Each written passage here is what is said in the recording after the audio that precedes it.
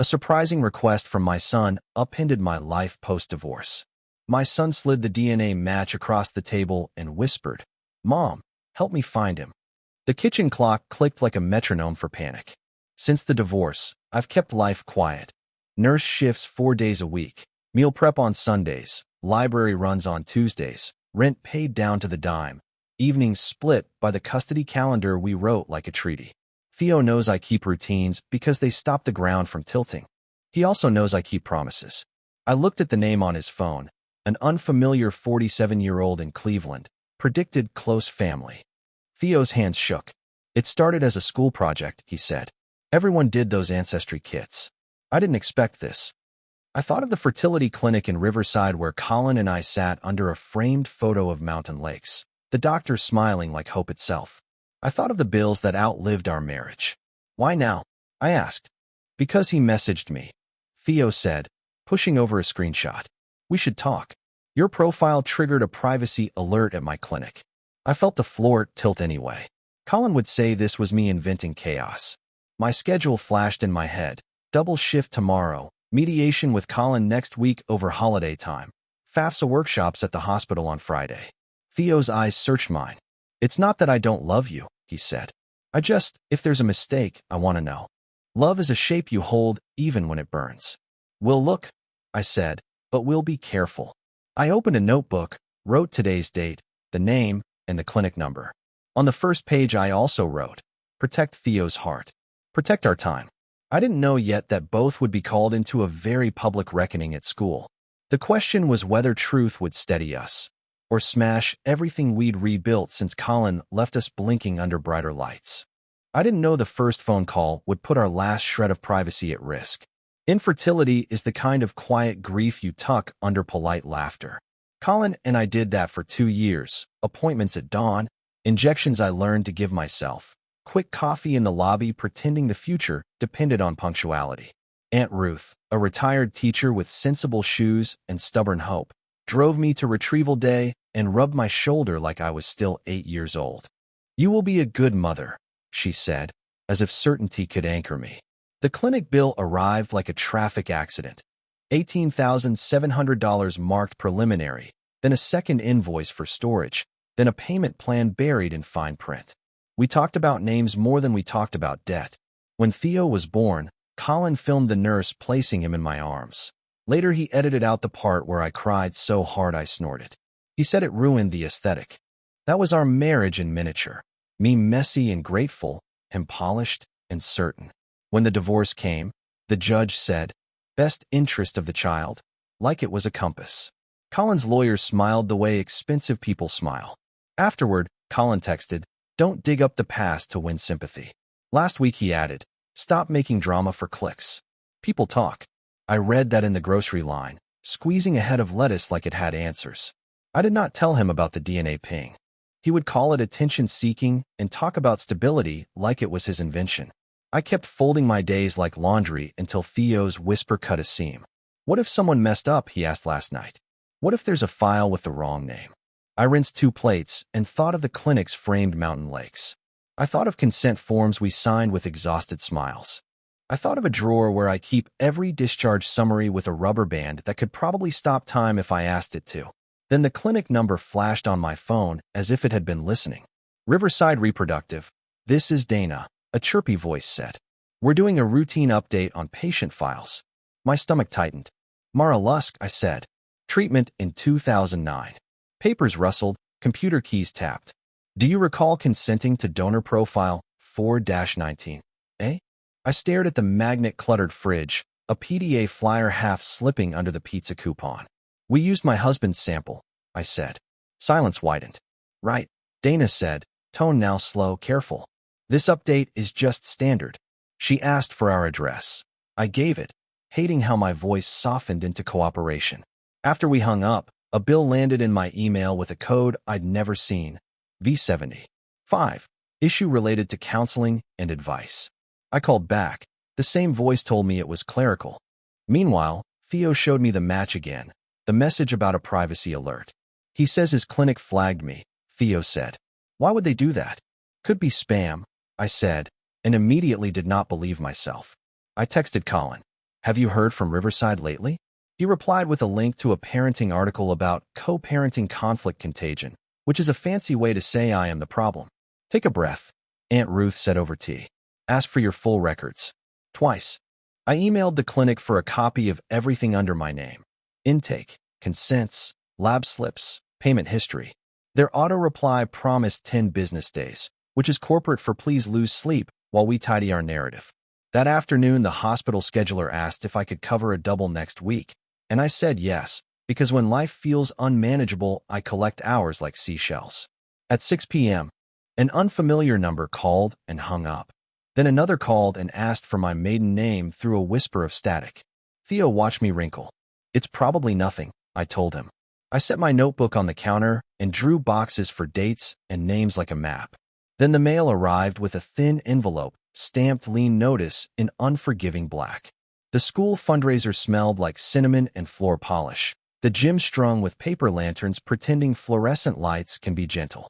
Colin was there in a navy sweater, laughing like a commercial. He waved me over after a teacher thanked us for volunteering. Still chasing internet conspiracies? He said, smile tight.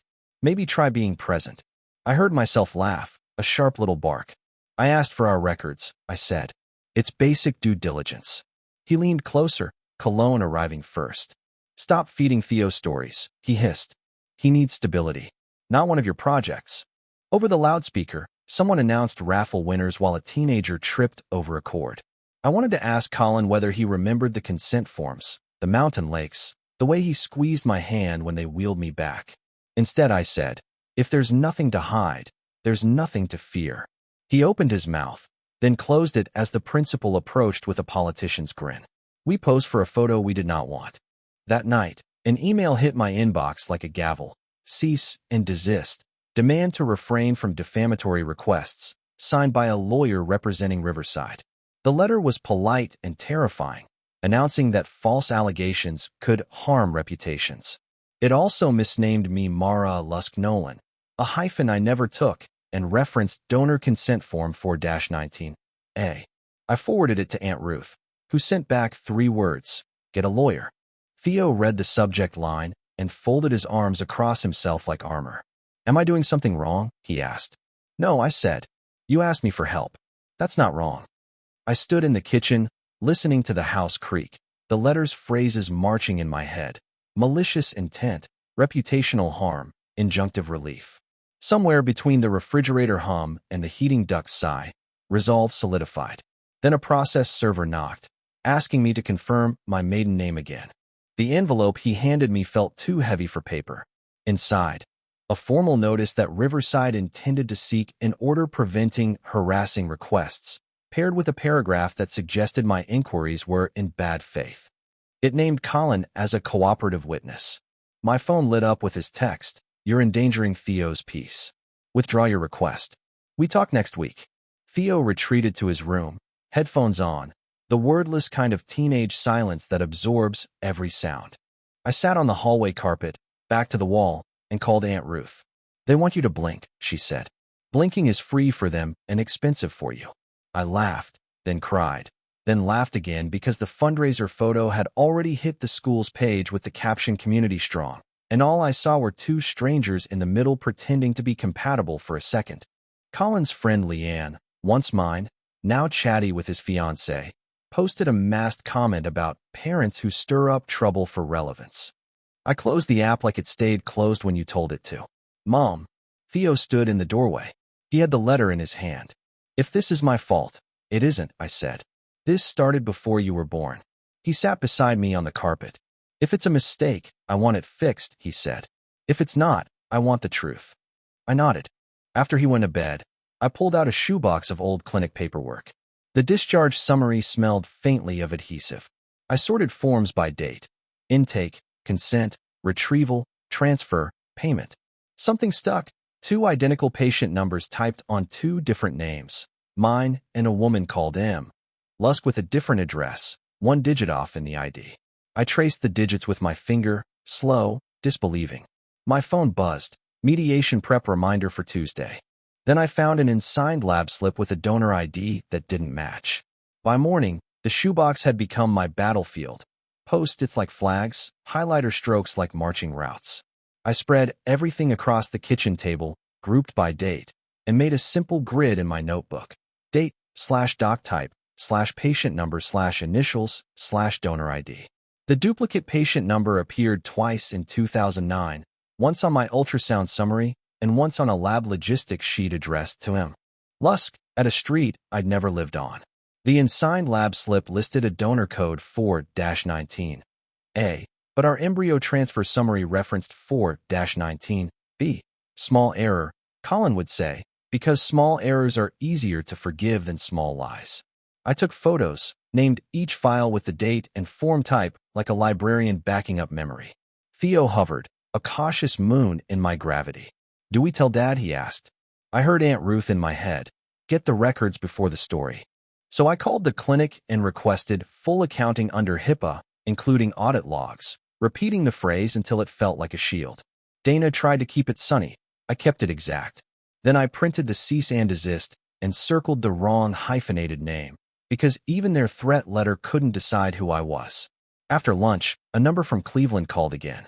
I let it ring, then answered on the fourth buzz. "Hi," a man said, voice careful. "My name is Victor Grant. Your son matched with me. I was a donor in 2009. I sat down in the nearest chair as if the world had switched to incline. He spoke quickly. His clinic notified him of an unusual cross-match with Riverside's internal registry, which should not have happened if records were clean. "I'm not calling to cause trouble," he said. "I'm calling because consent matters." He paused. "And because I had a cardiac issue last year that could matter for your boy." I wrote cardiac history in block letters and underlined it twice. Theo watched me underline, his face both hope and fear. "Do you have documentation?" I asked. "Yes," he said, "but I was told to stop contacting you." Then he whispered, "Someone from Riverside threatened my job if I kept talking." I drove to the hospital records office on my lunch break, a place that always smells like paper, toner, and coffee that gave up around noon. "Audit logs," I told the clerk, slided my ID across the counter. She knew my nurse badge and didn't ask questions. Kindness is often administrative. She printed the request cover sheet and stamped it received. From there, I went to the county clerk's building, a bland cube that houses secrets in gray cabinets. I asked for public filings involving Riverside Reproductive over the last 5 years and found 2 malpractice claims settled quietly, both sealed but not invisible. Doe v. Riverside with a docket number that ended in 13, and P. Grant versus Riverside ending in 22. Grant. Different initial, same gravity. I wrote both down. After my shift, I met a former Riverside nurse named Jen at a diner Aunt Ruth swore by. Jen kept her cap on like she was trying to stay under the weather. "Off the record," she said. Some logs were edited before external audits. Edits were formatting, but we all knew. She described a workflow. Patient numbers generated by a system, manual overrides when embryology needed flexibility, sticky notes that replaced signatures when doctors were late. "Someone once used the wrong label printer," she added, eyes on her coffee. "We caught it that time." I showed her photos of my forms. She pointed to the donor ID mismatch and winced. "That's not how it should look," she said. 2 series codes in one chart is a flag. Theo texted from home. "Dad wants to pick me up tomorrow to talk about online safety." I typed back, "You can go if you want. Ask questions. I'll be here." As I paid the bill, Jen slid me a napkin with a date and time. "That's when the lab server went down," she said. "We used manual logs for 3 hours. The timestamp didn't match my transfer note by 42 minutes. I circled the gap until the ink bled a little. Then my inbox pinged with a Riverside invoice for consultation dated the week Theo was conceived. The invoice listed a donor consultation fee that we never had, coded under Victor's clinic ID, which shouldn't have crossed systems if each facility kept its own walls. I called Victor on speaker with Theo at the table, both of us staring at the printout like it might blink first. Victor sounded exhausted but resolute. "I donated at a partner clinic," he said. "They told me samples might be shipped for research, anonymity preserved. My consent excluded private practice transfers without renewed permission." He paused. "Riverside wasn't on my original consent list." My pen dug a dent into the page. Theo whispered, "So I could be his?" I heard my heart pound in my eardrums. "We don't know the why," I said. Because truth requires scaffolding. We only knew a what? Donor code discrepancies, patient number duplication, a cross-clinic invoice, and a silent 42-minute gap when manual logs ruled the day. I emailed myself a summary with subject line, contemporaneous notes, because labeling helps later when everything gets loud. Aunt Ruth came by with lemon bars and a look like a courtroom bench. You need counsel, she said. Not for war, but for translation. She recommended lawyer Patel, who'd helped a neighbor through a hospital billing nightmare. I called, half expecting voicemail, and instead got Patel herself, voice measured, polite, all blade. Bring everything, she said. We'll build a chronology and a request for preservation of records. No more phone calls with the clinic without counsel on the line. Theo listened from the doorway. Will this mess up school? He asked. Probably, I said, because promises have to be smaller than facts. Patel's email arrived with a checklist, identity proofs, any recordings, list of dates, and a draft letter instructing Riverside not to destroy or alter logs. She also attached a primer on chain of custody that explained the perils of sticky notes. In the quiet after, Theo squeezed my hand like he was anchoring both of us to shore. Then Colin texted that he'd invited the school counselor to our mediation to address Mara's obsession. Patel's office smelled like cedar and printer heat, the kind of room where paper becomes leverage. She wore a navy suit and listened without blinking as I walked through the shoebox, the invoices, the diner napkin with a blackout timestamp, and Victor's warning. We don't allege, she said. We request and preserve. She outlined 3 tracks. 1. Formal HIPAA request including audit logs, user access histories, and chain of custody records. 2. A letter to Riverside's counsel citing their cease and desist language and correcting my legal name, with notice that any attempt to restrain lawful records requests would be contested. 3. A limited call with a compliance officer, recorded with notice, to clarify their internal codes. Parallel to that, she added, tell your ex only that you're ensuring accurate medical history for Theo, which is your parental duty. She pressed her fingers together like a steeple. You'll be accused of hysteria. We counter with dates. We drafted the preservation letter, included Victor's clinic code without naming him, and sent it certified. Theo sat with Aunt Ruth in the waiting room, building a Lego car with the intensity of an engineer. On our way out, Patel handed me a clean folder. Do not carry originals to meetings, she said. Scan, label, date stamp, back up. Back home, Theo and I made a whiteboard timeline. 2009 retrieval, server outage, transfer, invoice, settled cases, cease and desist, Jen's account, Victor's call. It felt like breathing after running. Then the compliance officer accepted Patel's request for a recorded call to clarify concerns. We scheduled it for Thursday at 2 p.m., which meant I had to swap my afternoon shift. My supervisor raised an eyebrow, but nodded. Bring donuts Friday, she said, and I promised. That night, I drafted questions in big print. Who edited logs post facto? Who authorized cross-clinic billing? Why 2 donor series on 1 patient? I slept 4 hours and dreamed of label printers spitting names into a wind tunnel. Then a letter slid under my door warning me not to alienate Theo from his father. Mediation prep took place in a beige room designed to make emotions feel like bad manners. Colin sat across from me, jaw tight, hair perfect, the school counselor perched between us like Switzerland. Theo needs stability, Colin began, palms open, eyes on the counselor. Mara's fixation on old paperwork is destabilizing him. I looked at the table so I wouldn't say something nuclear. Theo asked me to help. I said, medical history matters. Colin smiled at the counselor as if translating a tantrum. We should focus on minimizing anxiety, he said. Rumors are already starting at school. He pushed a printout toward us. A screenshot of a neighborhood forum where someone implied I was suing to change a child's parentage. My chest burned. I haven't filed anything, I said, voice level. We're confirming records, lawfully. The counselor nodded like a metronome. Perhaps agree on language for Theo, she suggested. No specifics, just that adults are handling it. Colin seized the lifeline. Exactly, he said. And Mara, you'll stop contacting unstable sources online. I contacted the clinic, I said. And a lawyer. He leaned forward. You've always needed an enemy, he murmured, soft enough that the counselor tilted her head. Then he raised his voice. We all want what's best for Theo. I almost caved, the way you do when tired and accused and longing for a past that looked easier in certain lights. My phone, face down, buzzed. Aunt Ruth's text, breathe. Facts only. Boundary now. I inhaled. We'll use agreed language with Theo, I said, and I'll continue lawful requests. That's my boundary. Colin's smile flattened. If you keep this up, he said, I'll seek modification of custody based on your instability. The counselor flinched. I looked up, made my voice calm. Document that threat, please, I said, and she did, pen scratching like a tiny sword. Then the receptionist announced that Riverside's counsel had joined by phone for a brief clarification. Thursday at 1:55 p.m. I set my phone to record with Patel's consent notice ready on the table. We sat in her conference room, glass walls, a view of the parking lot where every car looked like it held a different version of normal. Theo chose not to attend. Aunt Ruth took him for milkshakes to practice breathing while grown-ups posture, her phrase making him smile. Riverside dialed in. A compliance officer named Morris and their outside counsel, Dwyer, voice smooth as marble.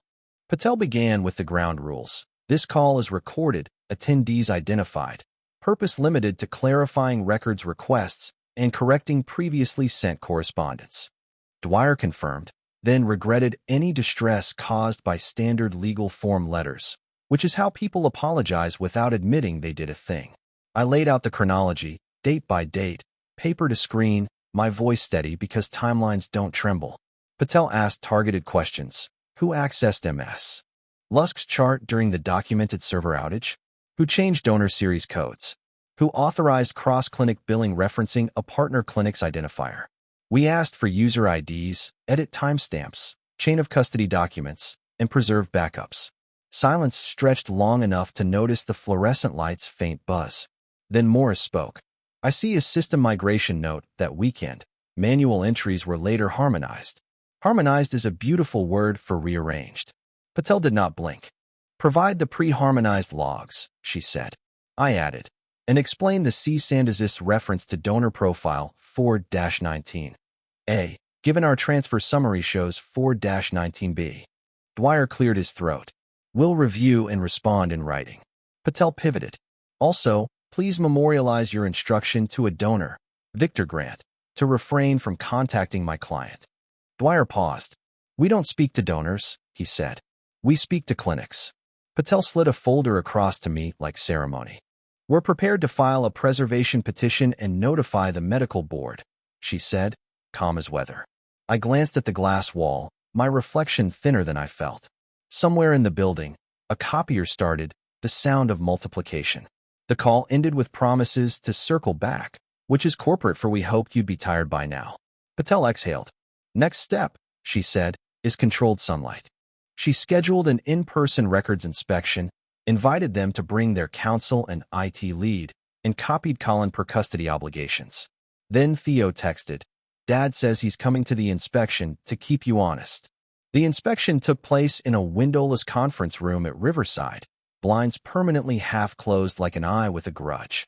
They had a projector, we had binders. The air had that lemon-clean smell that tries too hard. Colin arrived in a crisp suit, shaking hands with Dwyer like reunion guests. He nodded at me without seeing me. Patel opened with the preservation letter. Morris wheeled in a cart of files and a laptop already signed into an audit dashboard. We'll mirror the screen over here, Patel said, placing a little HDMI switch like a drawbridge. The first audit log loaded. Columns of user IDs, timestamps, action codes. Patel asked them to filter for my chart ID and the outage window. Rows changed. There it was. User, Chambers, action, edit _ note, field, donor _ series, from, 4-19, A, 2, 4-19, B, reason, harmonization, timestamped 41 minutes after my transfer record. Who is Chambers? Patel asked. Morris swallowed. Dr. Robert Chambers, former director. Former arrives like a drumbeat. Why change donor series after the procedure? Patel pressed. Dwyer interrupted. Standardization. Patel pointed to another row. User, gen, action, print _ label, dest, cryo, count, 2. Then another, minutes apart. User, lab temp, action, override underscore label, note, printer misfire, use backup. My skin went cold. Patel clicked the invoice stack. A PDF showed cross-clinic billing referencing Victor's partner facility, routed through a shared research collaboration cost center. Your donor's consent excludes private practice transfer, Patel said. Dwyer's jaw tightened. Colin leaned in, whispering, "So this is about money, not Theo." I turned to him. "It's about consent and his medical history."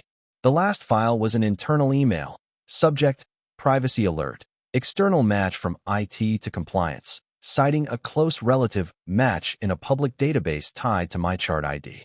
It included a draft script advising staff to discourage patient contact to minimize reputational exposure. My chair scraped back before I knew I'd moved. "You wrote scripts to keep him ignorant," I said. Dwyer gathered his papers. "This is complex," he said. Patel's voice cut like a plumb line. "It's negligence at best, fraud at worst, and we are notifying regulators today." Colin stood, face flushed, and hissed, "Congratulations, you've nuked Theo's life for your crusade." Theo's voice came from the doorway. Aunt Ruth had brought him, hands folded, eyes huge. "No," he said, shaking. "You nuked it by lying about what stability meant." Then the projector froze on a line showing access, Colin underscoring, viewed patient docs via guest credential. Silence. The kind that stretches, then snaps. Colin's eyes went glassy as Dwyer lunged for the laptop, stammering about cached credentials. Patel calmly photographed the frozen screen with a time-stamped app. "Unauthorized third-party access to medical records is a separate violation," she said, and Morris made a soft sound like air leaking. Colin backed toward the wall. "I was helping," he said, and even he didn't believe him. We ended the session with a chain of custody form, Patel's letterheads multiplying like guardrails. Outside, the sun hit me full in the face and everything felt too sharp. By evening, Patel had filed a complaint with the state medical board, copied the Attorney General's healthcare division, and sent Riverside a draft of potential claims: negligence, breach of consent, deceptive trade practice. Victor emailed a signed statement about his consent parameters and cardiac history. He also sent a scan of a clinic memo warning donors about third-party contact, which read like panic in legalese. Theo cried in the car, shoulders shaking, grief finally with a name. "It's not that I wanted another dad," he said. "I wanted the truth to stop buzzing." Aunt Ruth wrapped him up. At work, my supervisor pulled me aside. "Parents are talking," she said, kind but braced. "If you need time off, take it." The hospital comms team flagged a forum thread. I nodded, swallowed, went back to patients who needed blood draws and reassurance, and did not care about my life subplot. The next morning, the school requested a meeting to address community concerns, which is how institutions tell you they intend to smooth surfaces with you under them. Colin left a voicemail. "We should present a united front. No details, you follow my lead." I replayed his words to hear the old choreography: smile, swallow, comply. Patel counseled measured public language. "We are ensuring accurate medical history and safeguarding privacy. We ask for patience." Theo asked if he had to return to school that day. "You don't have to do anything alone," I said. He nodded, then asked the only question that mattered. "Will this ever feel normal again?" Then Riverside's insurer called Patel, proposing a confidential settlement with a non-disparagement clause. Patel read the insurer's proposal aloud. Money, private apology, process improvements, non-disparagement for a decade, no admission of wrongdoing. The figure would cover Theo's counseling, my lost hours, some college savings. It would also buy our silence. Theo looked at me, then at Aunt Ruth, then at the ceiling like it might post an answer. "What do you want?" he asked. My old reflex, to absorb the blow and make it easier for everyone, rose like a muscle memory and then, mercifully, stopped. "I want protection for you," I said. "In writing." We countered with terms: formal correction of records, letter to Theo's pediatrician noting Victor's cardiac history, audited process changes filed with the board, Riverside to fund genetic counseling, and an independent medical trust. No restriction against reporting to regulators or speaking about our lived experience without names. Patel sent the counter with the professionalism of weather rolling in. In parallel, we built new routines. Tuesday therapy with a counselor who didn't flinch. Evening walks where we didn't talk about clinics. A kitchen whiteboard for wins that included Theo aced his bio quiz, and Mom learned to unspool alone on the porch. I emailed the school a brief statement and declined the forum circus. Colin filed nothing. His lawyer sent a letter urging closure, which is how you say, please stop holding up the mirror. I put limits in writing. Communication via the co-parenting app only. No surprise visits. No unauthorized access to any records. Language with Theo to be factual and short. Aunt Ruth mailed Theo a pocket card. Breathe in 4, hold 4, out 6, repeat until shoulders drop. Victor asked permission to send a letter to Theo through Patel, medical history, boundaries, no pressure, and Theo read it 3 times, then placed it between his physics book and a lemon bar napkin. That night, the insurer replied. They'd accept almost all terms, but wanted our promise not to publicly identify individuals. Patel looked at me. This still allows truth without names, she said. I exhaled, a thing like grief leaving in installments. Then Colin texted.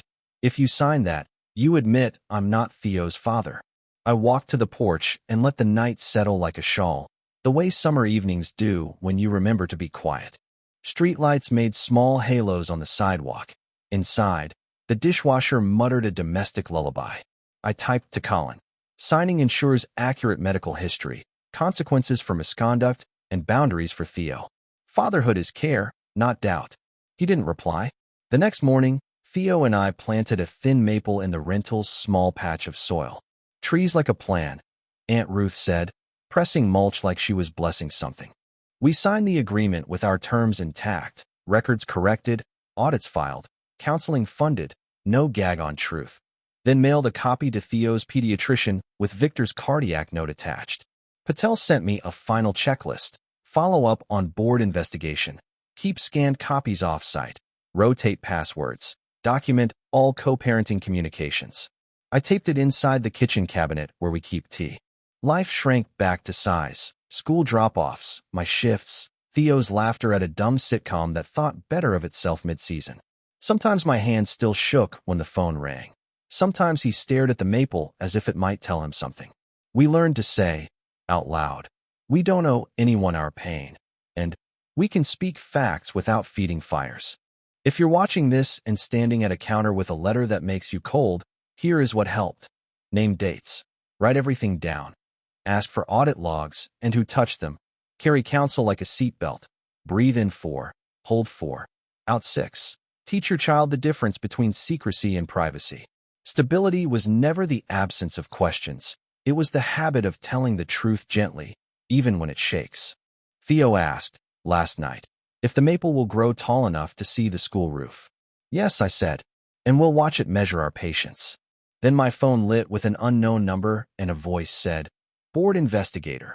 Are you available to testify?